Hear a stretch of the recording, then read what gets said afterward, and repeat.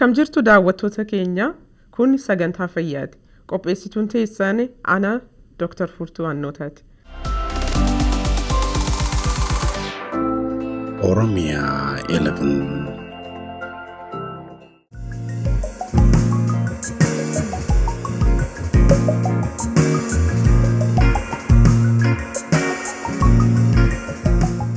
Adda wanni irraa dubbachuu barbaadu waa'ee dhukkubbii mataa headache kan jedhamu. Headache isin martinuu hin beektanii headachein mallattoo dhibee adda addaa ta'uu danda'a. Headache kan jedhamu kun gosa adda addaa qaba hedduu. Gosa kana keessaa irraa waanuma xiqqoo irratti adda xiyyeeffadhee kanarraa isinitti dubbachuu barbaada. Gosa headache adda irratti dubbachuu barbaadu dhukkubbii mataa karraa dubbachuu barbaadu tokko tension headache ka jedhamu, kaan immoo lammaffaan cluster headache ka jedhamu, sadaffaan rebound headache ka jedhamu, arfaffaan immoo thunderclap headache ka jedhamu. Tension headachein kuni yeroo baay'ee wanta ta'amu, yeroo baay'ee ijoollee irratti nama gugurdaa irratti mul'ata. Dhukkubbiin isaa cimaa ta'uu danda'a, yeroo garii ammoo jabaa ta'uu danda'a.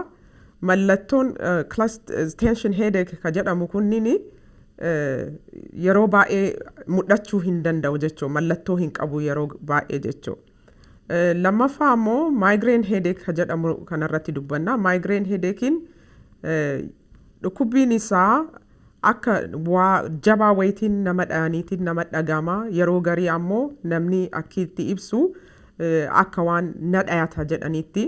Inni kuni sa'aatii 4 kaasee haga guyyaa 3 illee namarra turuu danda'a. Migrainiin ji'a keessatti harka tokko isinirratti argamuu danda'a. Migraine headachein kunin yeroo baay'ee dubartoota irratti baay'ata warra dhiiraa irraa.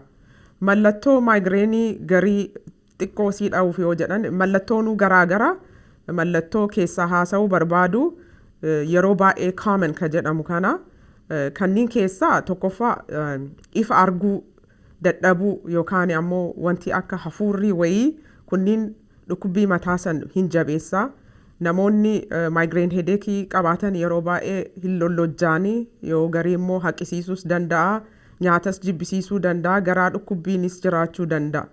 Ijoolleen didiqqoon yoo dhukkubsatan mallattoon isaanii diqqoo ka warra gugurdaa irraa adda.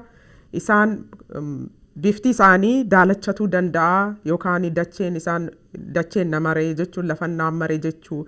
Ijaanis akka gaariitti arguu hin danda'anii yoo garii laydaa ka jedhamu san qabaachuu danda'anii. Garaan isaanii illee dhukkubuu danda'a. Migrainii ijoollee irratti yeroo baay'ee isaan akkiitti ibsan akka garaa dhukkubbiiti jechuudha. Haqisiisuu illee hin danda'a. Ijoollee irratti ji'atti harka tokko irratti argamuu danda'a jechuudha. Kun ammoo cluster headaches ka jedhamu. Dhukkubbiin mataa kun baay'ee cimaa. Namoonni yoo ibsanii akka waan nama gubuuti yookaan ammoo akka baay'inaan nama waraanu wayiiti. Inni kun dhukkubbiin kun yeroo baay'ee ija tokko duubatti itti dhagahama namootatti na waraana jedhanii dubbatanii.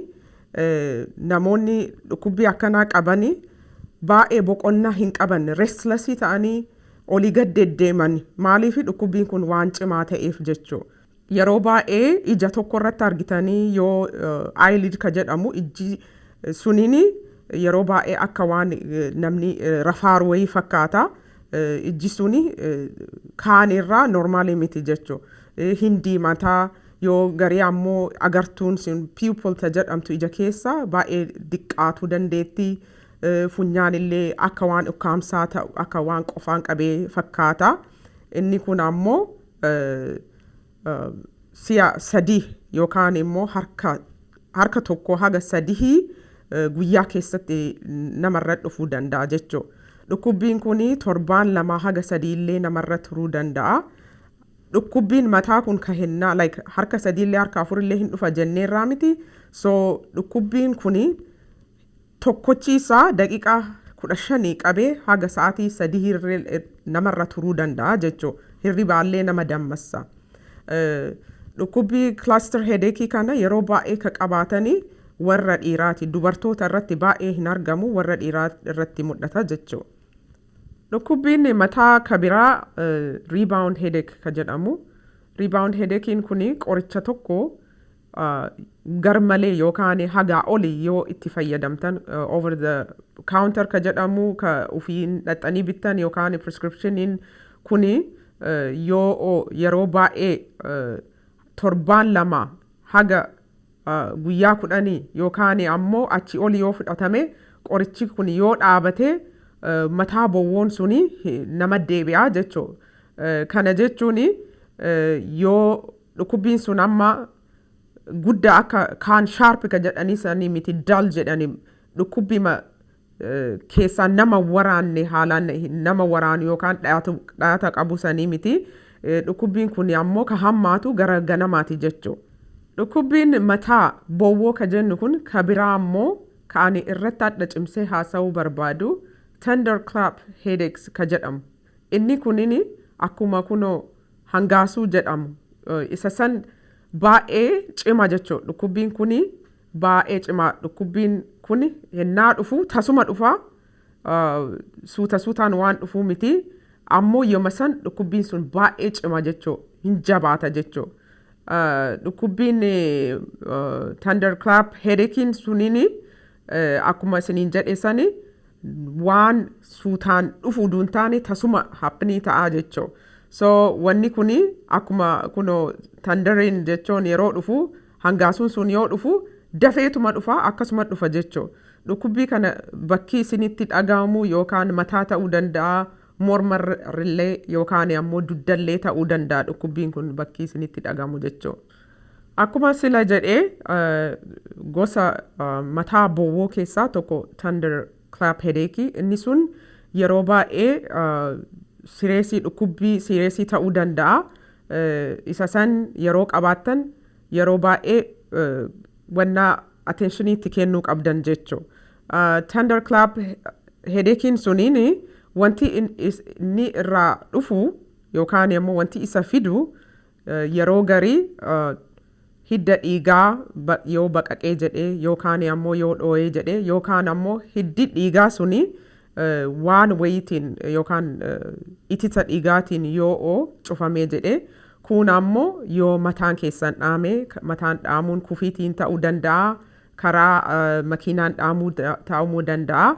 Kun ammoo hemorrhagic stroke ka jedhamu mataa keessatti dhiiguu jechuun hiddi dhiigaa kuni baqaqee yookiin karaa ta'een mataa keessatti dhiigni yoo jiraate sunillee isa fiduu danda'a. Kun ammoo ischemic stroke ka jedhamu hiddi dhiigaa kun yoo cufamee jedhe dhiigni akka gaarii yoo mataa keessa yaa'uu dhabeeti yookaan ammoo hiddi dhiigaa suni dhiphateetiin yoo dhiigni akka gaarii mataa keessa yaa'uu didee sunillee san fiduu danda'a. Yoo garii ammoo wanti hiddi dhiigaa sun inflamed yoo ta'e yookaan yoo jeeqamee jedhe yeroo baay'ee ammoo yoo dhiibbaan dhiigaa sun guddaa ta'e sunillee fiduu danda'a. Yoo garii ammoo yeroo ulfaa dubartiin termii isii kaduraa irra uduun taane termii trimesterii jira. Trimesterii gara boodaa irratti wanni kun ta'uu hin danda'ama jechuudha.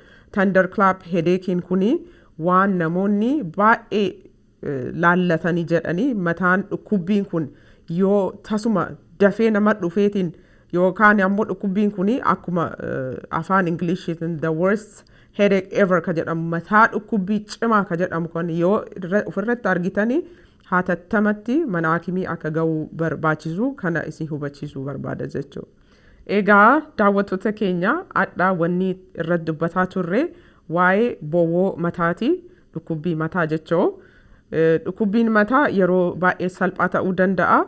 Akka salphaatitti illee namni baay'een ani bowwoo qabaa jedhee cal'isuu danda'a.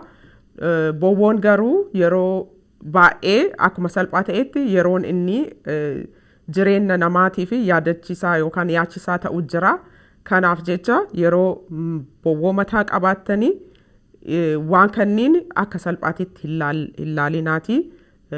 Yoo bowwoon isinirra ture yookaan ammoo akkuma qara jedhee akka thunderclap ka jedhamu the worst headache ever ka jedhamu san wanni akkasii sanniin yoo qabaattan akka salphaatitti hin laalina yeroon mana hakimaa akka deemuu dandeettanii dhukkubbiin mataa mallattoo dhibee adda addaa uduu ta'ee jiruyyuu inni kun life threatening ka jedhamu lubbuu namaa irratti guddaa miidhaa geessuu hin danda'a akkasumatti amma adda waa'ee mataa bowwoo dubbannee asii booda ammoo sagantaa adda addaa dhibee adda addaa irratti qophoofnee isinii dhufnaa daawwattoota keenya programii itti aanutti walitti deebinaa hagasitti nagaan nuuf ta'a.